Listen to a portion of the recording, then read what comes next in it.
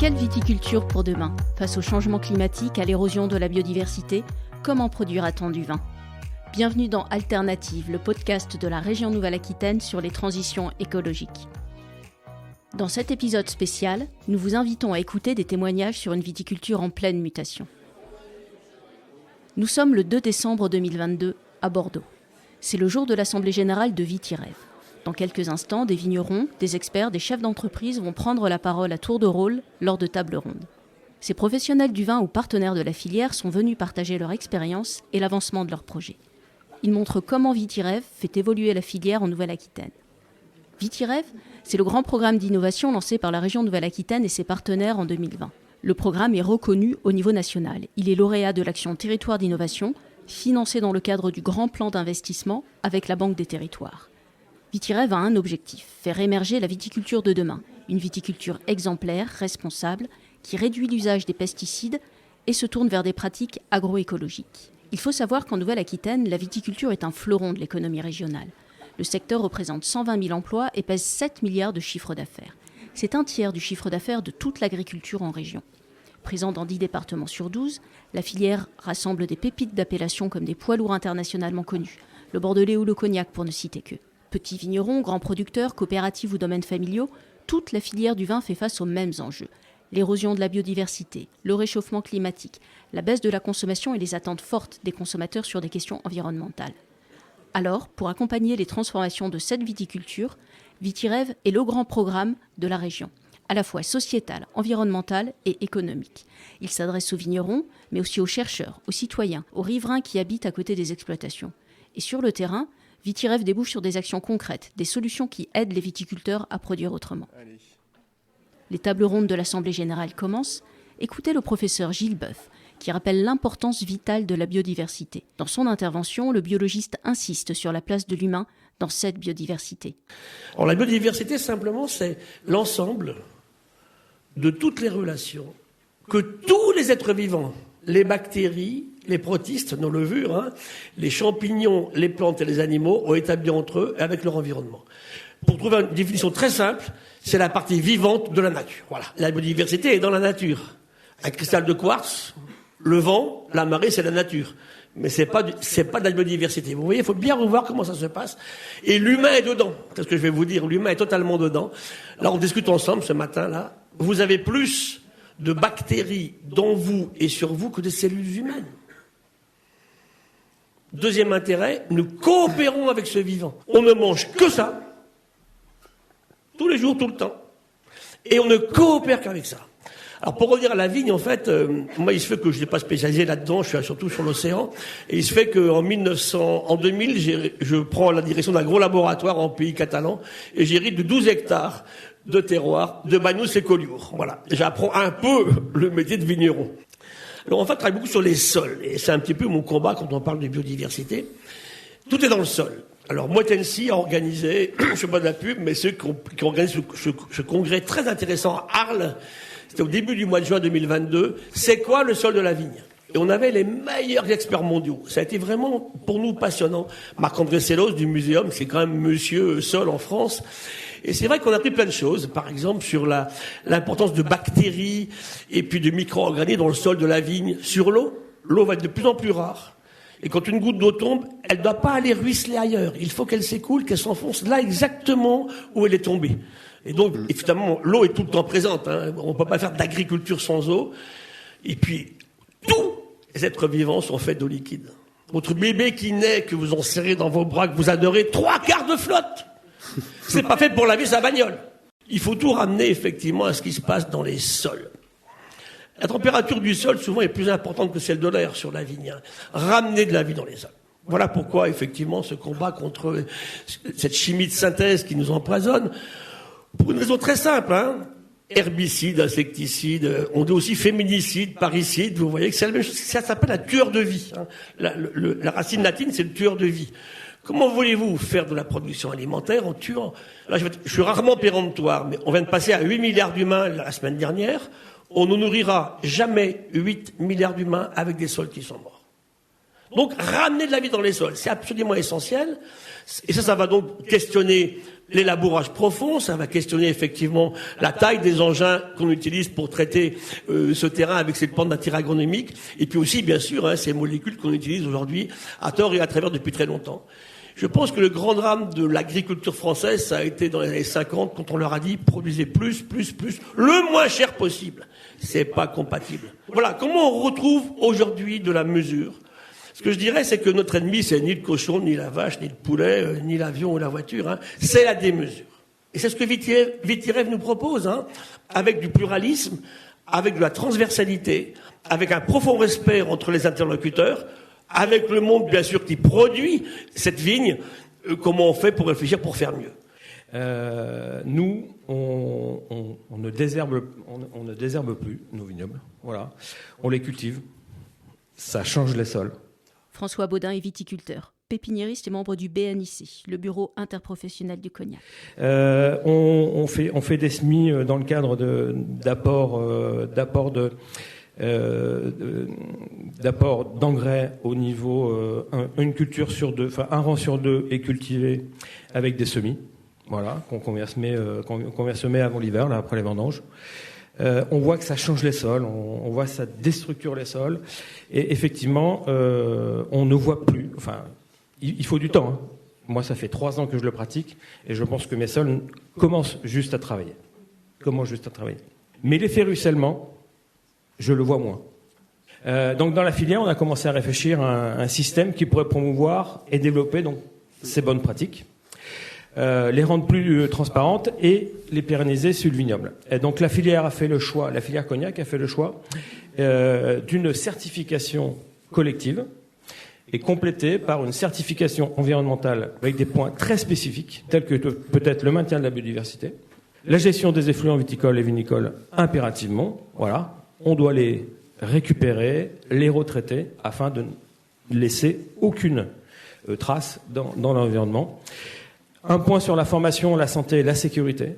Je vous l'ai dit, les premiers concernés, ce sont les viticulteurs. Et ensuite, un point impératif et cristallisant sur la relation entre les viticulteurs et leur voisinage. Voilà. On doit absolument, dans le cadre d'information des traitements, lors des traitements, avertir l'ensemble des voisins qui sont dans l'entourage de nos vignes. Voilà. Et ça, c'est impératif.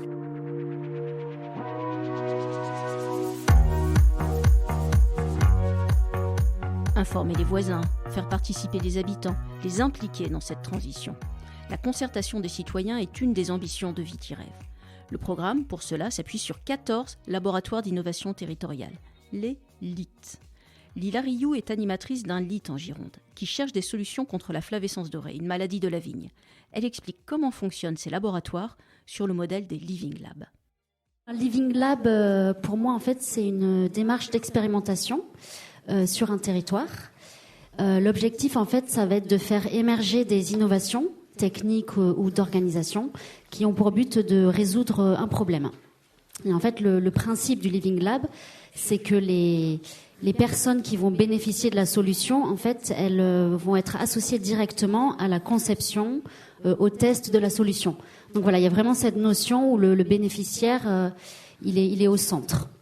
Alors du coup, pour nous, la méthode, ça a été d'abord de mener des entretiens individuels avec nos futures parties prenantes, à savoir que du coup, pour notre laboratoire, on a les professionnels de la filière, donc viticulteurs, pépiniéristes, techniciens, conseillers, mais également on a les collectivités locales et les riverains.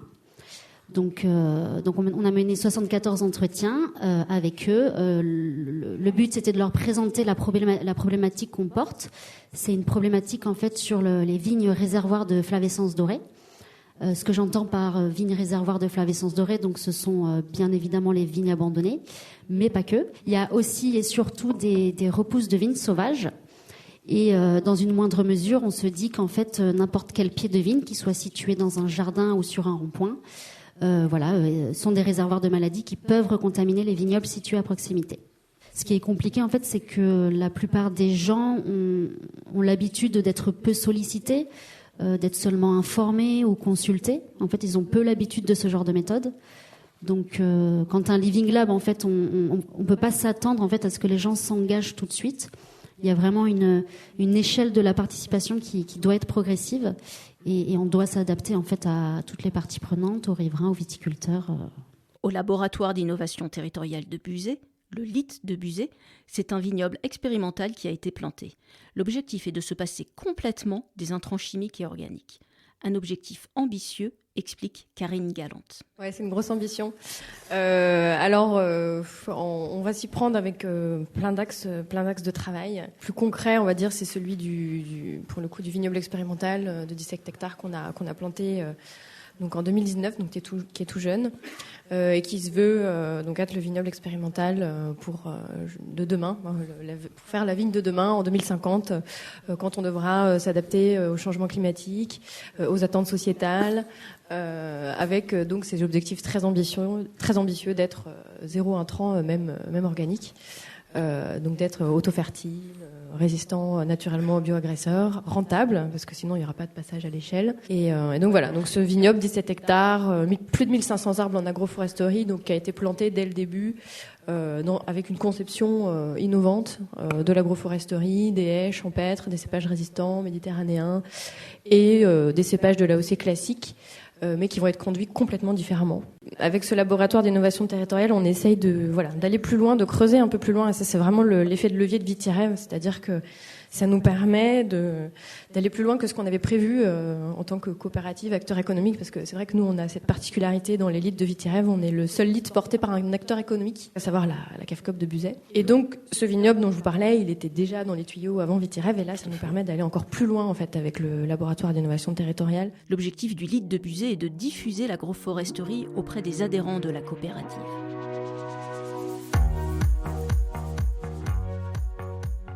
Pour étendre les pratiques vertueuses dans les vignobles, Vitirêve mobilise aussi des aides incitatives et des solutions de financement.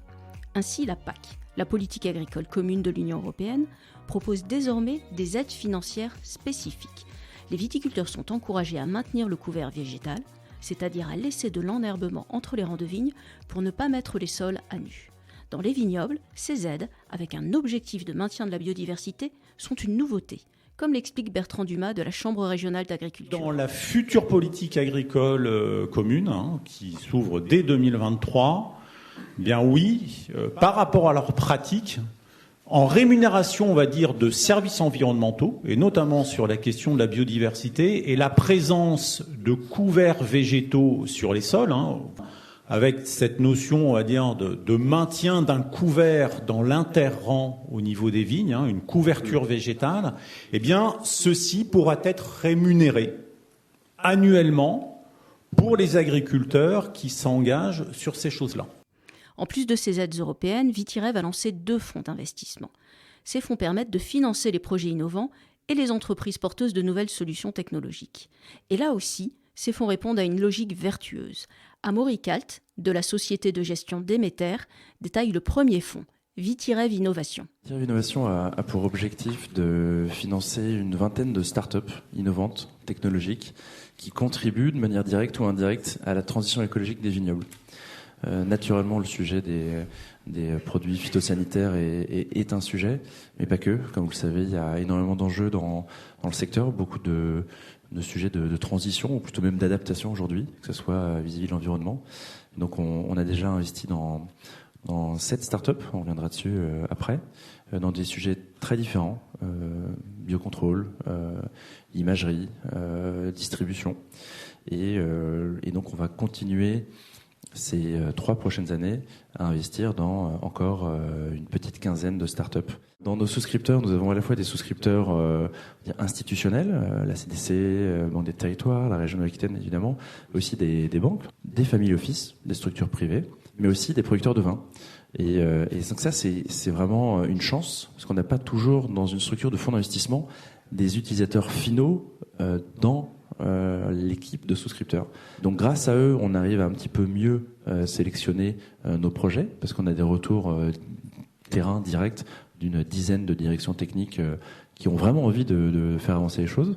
C'est top pour les startups et donc ça permet vraiment de les dynamiser bien au-delà de l'investissement financier, mais vraiment l'accompagnement d'organisation, développement, business, etc. Autre fonds d'investissement de Vitirêve, TerraDev accompagne les exploitations viticoles en transition écologique, comme le précise Loïc Bourdi de Calao Finance. Nous, TerraDev, on est un fonds qui va être dédié aux exploitations viticoles et viticoles en Nouvelle-Aquitaine.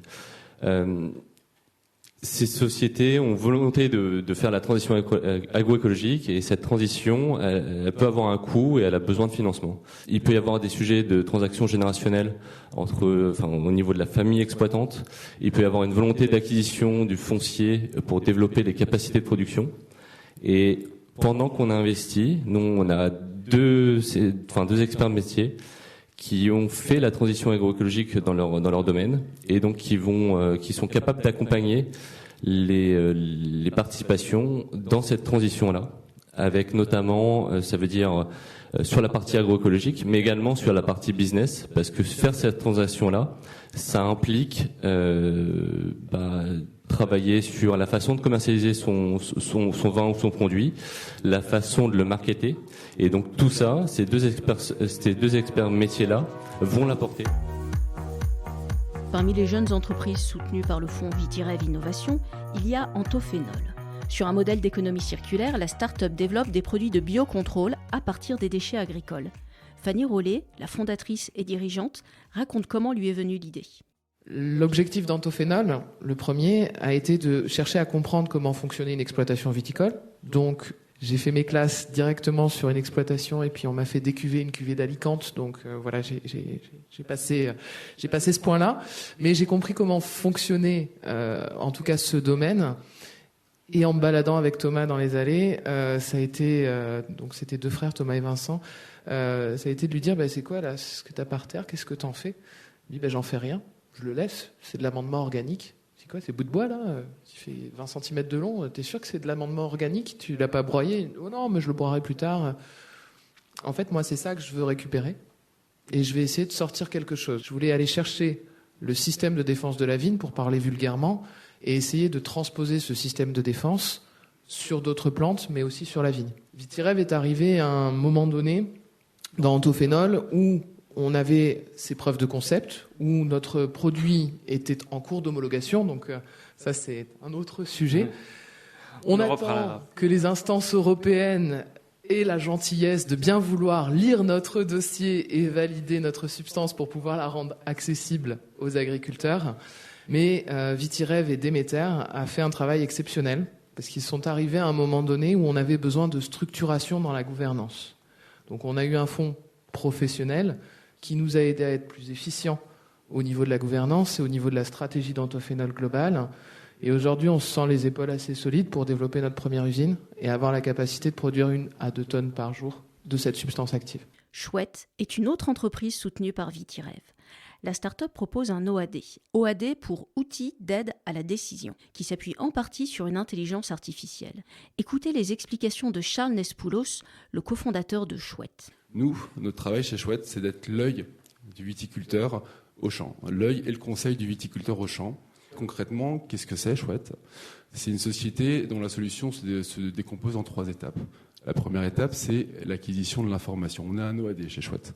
L'information, on l'acquiert de manière automatisée, soit avec des caméras qu'on met sur les tracteurs, soit avec des drones qui survolent les champs, ou alors avec des avions. Ça dépend des besoins. Ensuite, ces images sont analysées par des algorithmes d'intelligence artificielle et également par des modèles agronomiques qu'on a développés soit en interne avec nos agronomes, soit avec des partenaires comme l'Institut français du vin ou autres. Et enfin, on a une plateforme ergonomique sur Internet qui permet de visualiser les résultats et de télécharger les informations. Aujourd'hui, chez Chouette, on a, comme tu as dit tout à l'heure, Amaury, on a une preuve de concept. On a des clients contents, ce qui est déjà pas mal, hein. Mais on a besoin de déployer la solution au sein de la profession. On est une solution très innovante. Donc on a 2 solutions en tant qu'entrepreneur. Soit on fait de la croissance organique, ça va prendre longtemps, parce qu'on faut qu'on dégage des marges faibles, donc on va se développer longtemps, ça va prendre 5, 10 ans, voire plus, je sais pas. Ou alors on met un petit coup de booster, et donc là on fait rentrer des fonds d'investissement au capital. Et c'est ce qu'a fait l'entreprise, qui a bénéficié d'une levée de fonds avec Vitirev Innovation. Bonnes pratiques pour la biodiversité, expérimentation dans les vignobles, biocontrôle, outils numériques. des innovations développées dans les entreprises au changement de pratique, de la concertation des riverains et des habitants à la recherche participative, VitiREV agit dans tous ces domaines pour la viticulture de demain. Et loin de se restreindre à la vigne et au vin, les questions soulevées ont une portée bien plus globale. Comme le rappelait Gilles Boeuf lors de cette assemblée générale, VitiREV est un laboratoire à ciel ouvert qui cherche à réharmoniser notre rapport au vivant, à la biodiversité. C'était Alternative, le podcast de la région Nouvelle-Aquitaine sur les transitions. Retrouvez plus d'informations sur VitiREV ainsi que tous les podcasts de la région sur le site nouvelle-aquitaine.fr. À bientôt pour un prochain épisode.